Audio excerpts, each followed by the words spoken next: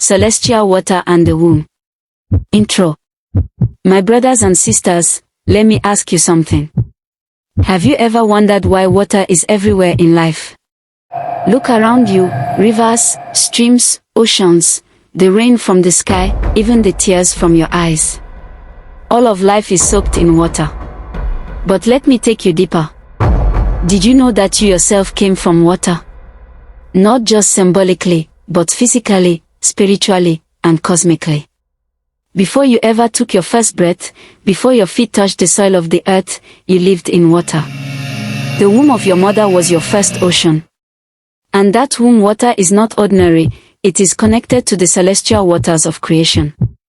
Stay with me, because what you will hear today will make you look at yourself, your birth, and even the rivers and oceans of this world in a completely new light. The science of the womb. In a pregnant woman, there is a sacred bag called the amniotic sac. Inside it flows the amniotic fluid, your very first world. That was your first home. That was your first protection. That was your first nourishment. You were not breathing air, you were floating in a small ocean, surrounded by liquid life. The amniotic fluid cushioned you, warmed you, and allowed you to grow. And when your time came to be born, the waters broke, that flood announced to the world, new life is here.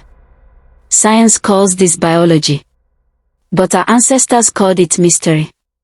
And that mystery has never left you. Water in creation.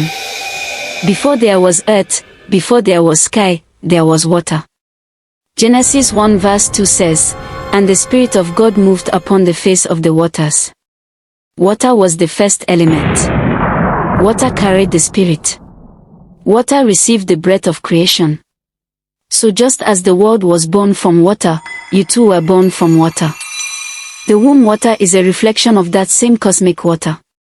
Every child, before birth, is a little earth floating in its own ocean. When the waters break, creation repeats itself, life emerges out of water. The celestial connection. Genesis 1 verse 7 tells us, "And God divided the waters under the firmament from the waters above the firmament." There are waters above and waters below. Celestial waters and earthly waters. The womb water in which you lived is not separate from this, it is a mirror, a reflection. That is why across every culture, water is sacred. Baptism uses water. Ablution uses water. River sacrifices use water. Pilgrimages end in water. Because water carries the memory of creation itself. It is not superstition, it is remembrance. The wisdom of appeasement and settlement. Now listen carefully. Many people today have been taught to fear the waters. They are told that the rivers are enemies, that the ocean is a prison, that spirits of water must be fought with deliverance rituals and endless shouting. But my brothers and sisters, think about this, how can you fight the very element that carried you into life? How can you separate yourself from what gave you birth? Separation is foolishness. Deliverance without wisdom is emptiness. Our ancestors were wiser. They understood appeasement and settlement. If the river gave you life, you honor it. If the water spirit calls your name, you do not fight it, you appease it. If the ocean stirs in your dreams, you do not curse it, you settle with it. Because appeasement is not slavery, it is balance. Settlement is not weakness, it is wisdom. Just as a child settles with its mother's breast for milk, so must we settle with the waters of life.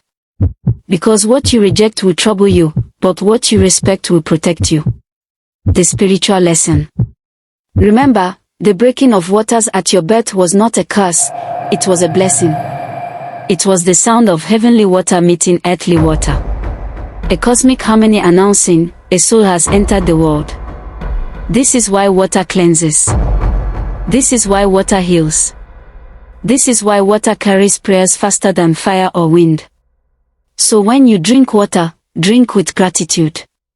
When you bathe in water, bathe with intention. When you pour water to the earth, do it with respect. Because water is not ordinary, it is the womb of God. It is your mother. It is your first home. Universal wisdom of water.